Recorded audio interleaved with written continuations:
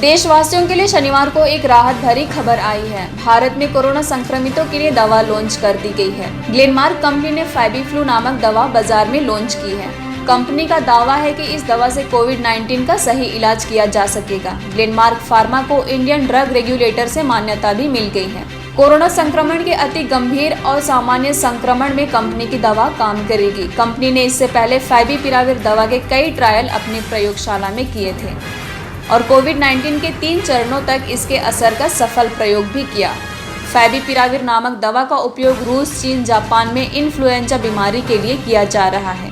पिला वाले घरों को रोशन तो करते ही हैं, बच्चों का भविष्य भी संवारते हैं।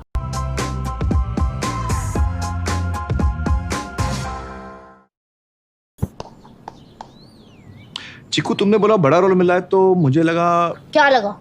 लगा कि सेल्फी तो बनती है। चाचू, मेरा टैलेंट सेल्फी में फिट नहीं होगा। ओह,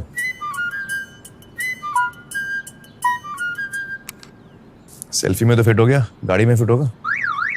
105-degree super wide selfie on Vivo V19। लोगों के घर में झांक ना छोड़िए मकीजा, तू भी अपने घर में सेफ पेंटिंग करा ले। शूटिंग के लायक होगा तेरा घर।